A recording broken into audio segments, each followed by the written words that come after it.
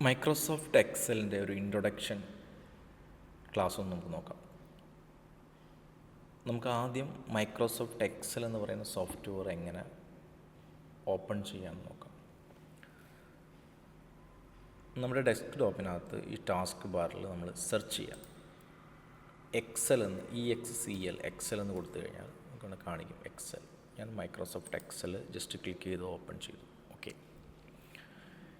ഇപ്പോൾ നമ്മൾ Microsoft വേർഡുമായിട്ട് compare ചെയ്യുമ്പോൾ മൈക്രോസോഫ്റ്റ് എക്സലിനകത്ത് ഒരുപാട് ലൈൻസ്, ഒരുപാട് കോളങ്ങളും വരികളൊക്കെ നമുക്ക് കാണാൻ സാധിക്കുന്നുണ്ട്. അതുമാത്രമല്ല, താഴെ നമുക്ക് ഷീറ്റ് 1, ഷീറ്റ് 2, ഷീറ്റ് 3 എന്നൊക്കെ കാണിക്കുന്നുണ്ട്. ഷീറ്റ് 1 നമുക്ക് വർക്ക് ചെയ്യാം, ഷീറ്റ് 2 വർക്ക് ചെയ്യാം, 3 വർക്ക് ചെയ്യാം. നമുക്ക് എത്ര ഷീറ്റ് വേണമെങ്കിൽ ഇവിടെ ആഡ് ചെയ്യാം.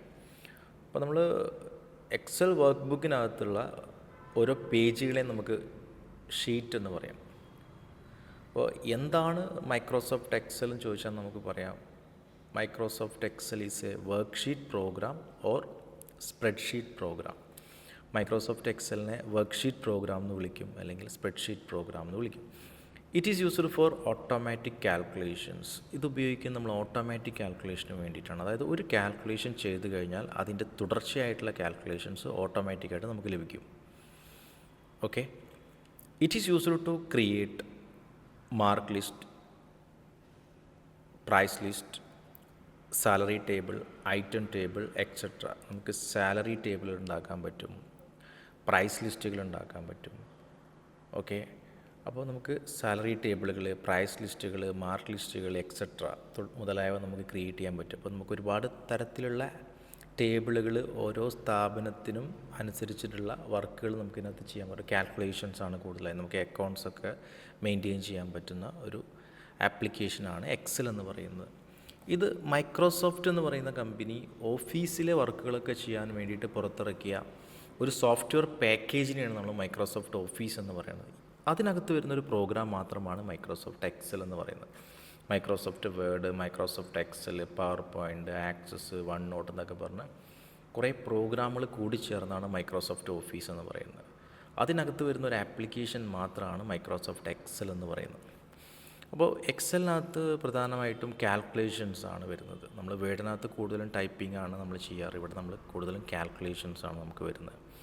അപ്പോൾ നമ്മൾ ഈ പേജിനകത്ത് നമുക്കിവിടെ A column, B column, C column, കോളങ്ങളെ റെപ്രസെൻറ്റ് ചെയ്തിട്ട് ലെറ്റേഴ്സാണ് വരുന്നത്. കോളങ്ങളെ റെപ്രസെൻറ്റ് ചെയ്തിട്ട് വരികളെ റെപ്രസെൻറ്റ് ചെയ്ത് നമ്പേഴ്സാണ്. ഒന്നാമത്തെ വരി, രണ്ടാമത്തെ വരി, മൂന്നാമത്തെ വരി, നാലാമത്തെ വരി, അങ്ങനെ പോകുന്നുണ്ട്.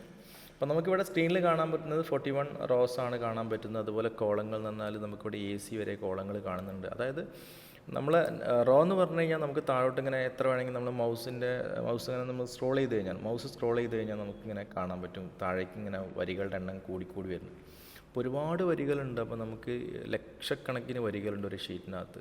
അപ്പോൾ പെട്ടെന്ന് ഏറ്റവും അവസാനത്തെ വരിയിലേക്ക് വരണമെന്നുണ്ടെങ്കിൽ കീബോർഡിലെ കൺട്രോൾ കീ പ്രസ് ചെയ്ത് പിടിക്കുക, CTRL എന്ന് പറയുന്ന കീ പ്രസ് ചെയ്ത് പിടിക്കുക, ഡൗൺ ആരോ പ്രസ് ചെയ്യുക. അപ്പോൾ നമുക്ക് ഏറ്റവും അവസാനത്തെ വരി കാണാൻ പറ്റും. ഇതാണ് 10,48,576 വരി ഓരോ ഷീറ്റിലും ഉണ്ടാവും. ഒരു ഷീറ്റിൽ 10,48,576 വരികളുണ്ട്. കൺട്രോൾ ടോപ്പിലേക്കുള്ള ആരോ പ്രസ് ചെയ്താൽ ഫസ്റ്റ് വരിയിലേക്ക് തന്നെ വരും. കോളങ്ങൾ എന്ന് പറഞ്ഞാൽ ABC അങ്ങനെ Z വരെ പോകും. Z എത്തിക്കഴിഞ്ഞാൽ പിന്നെ AB, AC അങ്ങനെ AZ വരെ പോകും. പിന്നെ BA, BB അങ്ങനെ BZ വരെ പോകും. അങ്ങനെ കൺട്രോൾ റൈറ്റ് ആരോ പ്രസ് ചെയ്താൽ XFT വരെയാണ് കോളങ്ങൾ. അത് ഏകദേശം 16,384 കോളങ്ങളുണ്ടാവും. കൺട്രോൾ ലെഫ്റ്റിലേക്കുള്ള ആരോ പ്രസ് ചെയ്താൽ നമ്മൾ ഫസ്റ്റ് കോളത്തിലായിട്ട് തന്നെ വരും. ഇവിടെ നമ്മൾ ഈ ഒരു ഭാഗത്ത് ജസ്റ്റ് ക്ലിക്ക് ചെയ്ത് പിടിച്ചാൽ മുകളിൽ കാണിക്കും 10,48,576 എന്ന് പറഞ്ഞാൽ റോ, 16,384 C എന്ന് പറഞ്ഞാൽ കോളം.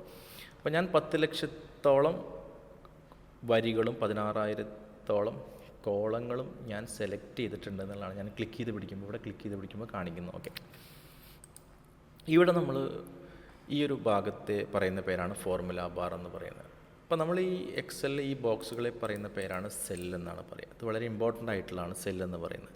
അപ്പോൾ ഞാൻ ഈ സെല്ലിനകത്ത് എന്താണോ ടൈപ്പ് ചെയ്യുന്നത്, ഞാൻ 45 എന്ന് ടൈപ്പ് ചെയ്ത് കഴിഞ്ഞാൽ ഫോർമുല ബാറിൽ 45 എന്നാണ് കാണിക്കുക. അതേസമയം ഞാനിവിടെ വെബ് എന്ന് ടൈപ്പ് ചെയ്യുമ്പോൾ ഇവിടെ ക്ലിക്ക് ചെയ്യുമ്പോൾ വെബ് എന്നാണ് അവിടെ കാണിക്കുന്നത്. ഈ സെല്ല് ബ്ലാങ്ക് ആണ്, അപ്പോൾ ബ്ലാങ്ക് ആയിട്ടാണ് കാണിക്കുന്നത്. അപ്പോൾ സെല്ലിനകത്ത് എന്താണോ ഉള്ളത് അതാണ് ഫോർമുല ബാർ നമുക്ക് കാണിച്ചു തരുന്നത്. അപ്പോൾ ഇവിടെ നമ്മൾ നമ്മൾ ഈ ഒരു സെല്ല് ഡിലീറ്റ് ചെയ്തു, അപ്പോൾ നമുക്കത് ബ്ലാങ്കായി, അപ്പോൾ ഫോർമുല ബാർ ബ്ലാങ്കായി കാണിക്കണം. അപ്പോൾ നമ്മൾ മനസ്സിലാക്കേണ്ടത് സെല്ലിനകത്ത് എന്ത് എൻ്റർ ചെയ്താലും ഫോർമുല ബാറിനകത്ത് കാണിക്കും. അപ്പോൾ എന്താണ് സെല്ല്? സെല്ലെന്ന് പറഞ്ഞു കഴിഞ്ഞാൽ റോയും കോളവും കൂട്ടിമുട്ടി നിൽക്കുന്ന ഭാഗത്തെയാണ് സെല്ലെന്ന് പറയുന്നത്. അപ്പോൾ നമ്മൾ ഈ ഒരു കോളം ഇങ്ങനെ പോകുന്നുണ്ട്, അതുപോലെ ഈ ഒരു റോ ഇങ്ങനെ പോകുന്നുണ്ട്, കോളം ഇങ്ങനെ പോകുന്നുണ്ട്. അപ്പോൾ വരിയും കോളം തമ്മിൽ ടച്ച് ചെയ്യുന്ന എല്ലാ ഭാഗത്തും നമുക്ക് സെല്ലുകൾ ക്രിയേറ്റ് ചെയ്യണം. അപ്പോൾ റോയും കോളം ഇൻ്റർസെക്റ്റ് ചെയ്യുന്ന ഭാഗമാണ് സെല്ലെന്ന് പറയുന്നത്. അപ്പോൾ നമ്മൾ എക്സലിനകത്ത് സംഖ്യകൾ തമ്മിൽ നമ്മൾ കാൽക്കുലേറ്റ് ചെയ്യില്ല, സെല്ലുകൾ തമ്മിലാണ് കാൽക്കുലേറ്റ് ചെയ്യുക. ഓക്കെ, സെല്ലുകൾ തമ്മിൽ കാൽക്കുലേറ്റ് ചെയ്താലേ നമുക്ക് ഓട്ടോമാറ്റിക് കാൽക്കുലേഷൻ നടക്കുകയുള്ളൂ. അപ്പോൾ ഓട്ടോമാറ്റിക് കാൽക്കുലേഷനാണ് എക്സലിൻ്റെ പ്രത്യേകത എന്ന് പറഞ്ഞാൽ. നമ്മൾ ഒരു കാൽക്കുലേഷൻ ചെയ്ത് കഴിഞ്ഞാൽ ബാക്കി അതുമായി ബന്ധപ്പെട്ട് വരുന്ന ആയിരക്കണക്കിന് കാൽക്കുലേഷൻസ്, ലക്ഷക്കണക്കിന് കാൽക്കുലേഷൻസ് നമുക്ക് ഓട്ടോമാറ്റിക്കായിട്ട് ഇടും. കാരണം നമുക്ക് 10 ലക്ഷത്തോളം ഡാറ്റാസ്, 10 ലക്ഷത്തോളം വരികൾ നമുക്ക് ഇതിനകത്തുണ്ട്, 16,000-ഓളം കോളങ്ങളുണ്ട് ഒരു ഷീറ്റിനകത്ത് തന്നെ. അപ്പോൾ നമുക്ക് ഷീറ്റ് 1-ലോ ഷീറ്റ് 2-ലോ ഷീറ്റ് 3-ലോ ഒക്കെ ആയിട്ട് നമുക്ക് വർക്ക് ചെയ്യാൻ പറ്റും. ഓക്കെ.